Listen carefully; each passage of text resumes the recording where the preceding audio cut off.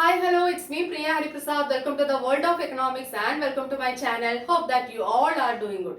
ഇന്ന് നമ്മളിവിടെ ഡിസ്കസ് ചെയ്യാൻ പോകുന്നത് terms of trade TOT.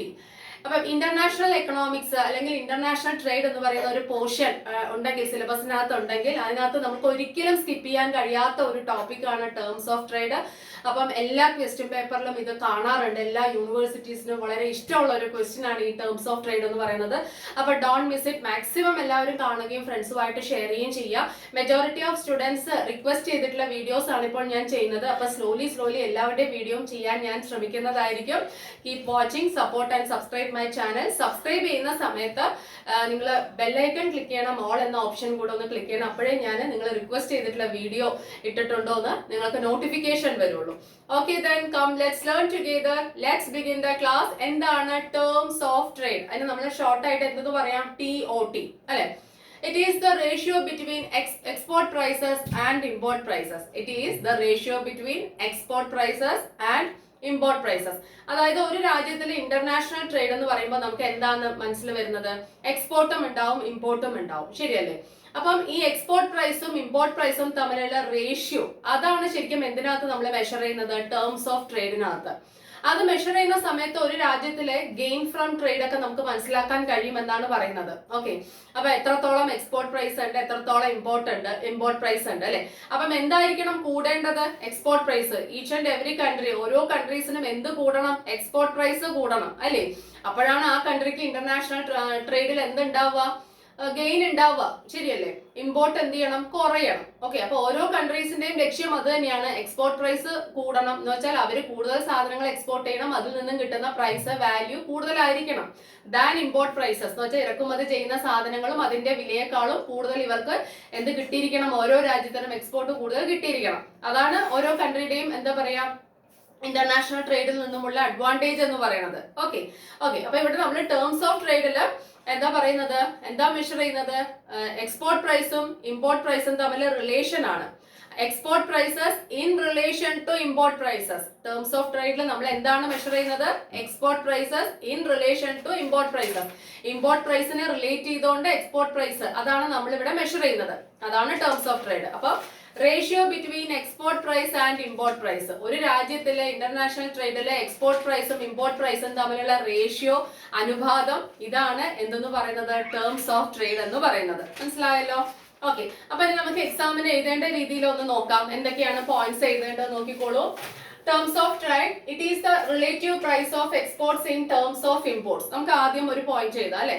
It is the relative price in terms of എന്താ പറയാ exports in terms of imports. Okay, and then it is defined as the ratio of export prices to import prices. It is the ഇങ്ങനെ നമ്മൾ ഇത് define ചെയ്യുന്നത് ratio of അല്ലെ? എന്തായിട്ടാണ്? Ratio ആയിട്ടാണ് നമ്മൾ define ചെയ്യുന്നത് export prices to import prices. Okay, it is the നമ്മൾ എങ്ങനെയാണ് ഡിഫൈൻ ചെയ്യുന്നത്?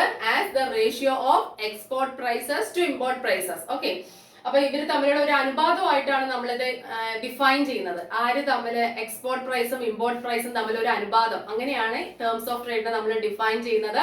Then we can write TOT. എങ്ങനെ നമുക്ക് എഴുതാം TOT? അതിന്റെ ഫോർമുല പോലെ എങ്ങനെ എഴുതാം? Then TOT is equal to export prices divided by import prices into 100. ഇനി നമ്മൾ ഇതെല്ലാം എക്സ്പ്രസ് ചെയ്യുന്നത് പെർസെന്റേജിലാണല്ലോ, അതുകൊണ്ട് നമ്മൾ എന്ത് ചെയ്യും? into 100 കൂടെ. ഓക്കെ, അത് എക്സ്പ്രസ് ചെയ്യുന്നത് പെർസെന്റേജിലായിരിക്കും. അപ്പൊ അതുകൊണ്ടാണ് into 100 വരുന്നത്. അപ്പൊ നോക്കിക്കോളൂ, TOT is equal to export prices divided by import prices into 100. Okay, export prices divided by import prices into 100. നമുക്ക് അതിന് ഷോർട്ട് ഫോമിൽ ചിലപ്പം എഴുതി കാണും XP divided by MP into 100 എന്ന്. XP എന്ന് പറയുന്നത് എന്തായിരിക്കും? എക്സ്പോർട്ട് പ്രൈസസ് അല്ലെ? XP എന്ന് പറയുന്നത് എന്താണ്? XP divided by MP into 100 എന്ന് വരും. ഇങ്ങനെ എഴുതിയാലും അത് ടേംസ് ഓഫ് ട്രേഡ് ആണ്. എന്താണത്? XP എന്ന് പറയുന്നത് എക്സ്പോർട്ട് പ്രൈസ്, MP എന്ന് പറയുന്നത് ഇമ്പോർട്ട് പ്രൈസ് ഇൻറ്റു 100. ഇങ്ങനെ നമുക്ക് എഴുതാം. ഓക്കെ, ഇനി നോക്കിക്കോളൂ, ആ കൺട്രീസ് ടേംസ് ഓഫ് ട്രേഡ്, ഒരു കൺട്രിയുടെ ടേംസ് ഓഫ് ട്രേഡ് എന്ന് പറയുന്നത് measures export price in relation to import price. അത് നമ്മൾ പഠിച്ചിട്ടുണ്ടല്ലോ. ഒരു രാജ്യത്തിന്റെ ടേംസ് ഓഫ് ട്രേഡ് എന്ന് പറയുന്നത് മെഷർ ചെയ്യുന്നത് ആ കൺട്രിയുടെ എക്സ്പോർട്ട് പ്രൈസ് ആണ് നമ്മൾ മെഷർ ചെയ്യുന്നത്. എങ്ങനെ? In relation to import price. Import പ്രൈസിനെ കണക്ട് ചെയ്തുകൊണ്ട് അതിനെ റിലേഷൻ അല്ലെ ആ ഒരു റിലേഷൻ വെച്ചുകൊണ്ടാണ് എക്സ്പോർട്ട് പ്രൈസ് കാൽക്കുലേറ്റ് ചെയ്യുന്നത്.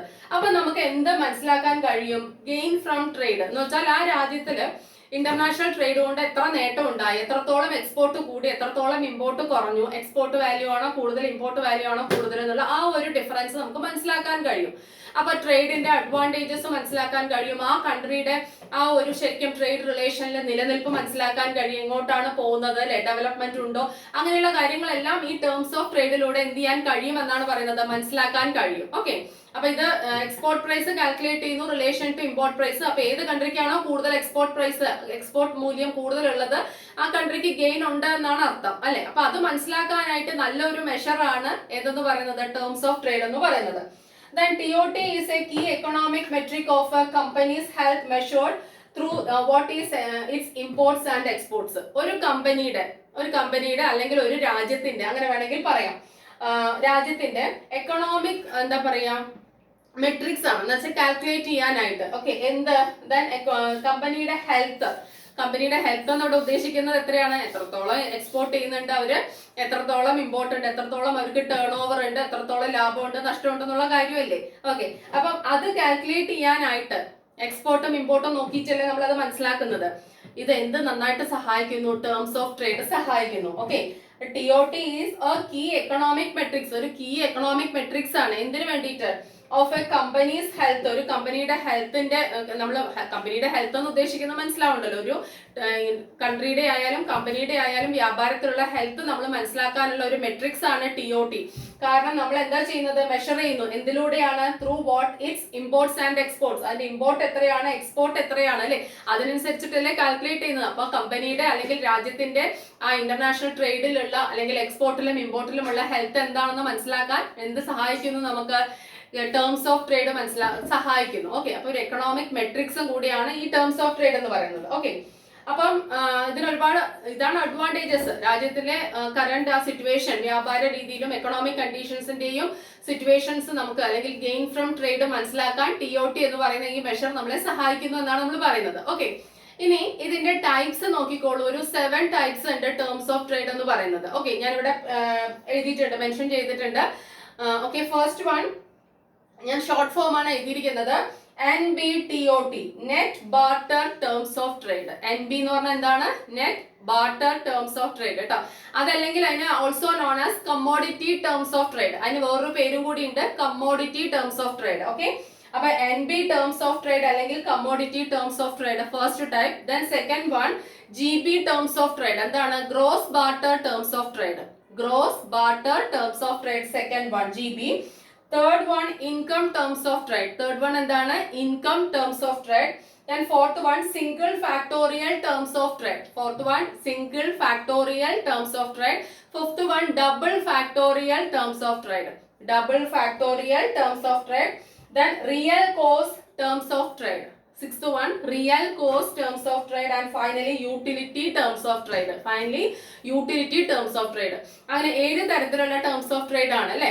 Net barter terms of trade or commodity terms of trade, first one gross barter, income, അതേപോലെ തന്നെ single factorial, double factorial, real cost and finally utility terms of trade. അങ്ങനെ 7 തരത്തിലുള്ള terms of trade ആണ് ഉള്ളത്. Okay, ഇനി ഒരു slowly further ക്ലാസ്സിൽ ഇതിന്റെ എക്സ്പ്ലനേഷൻസും കൂടെ തരാം.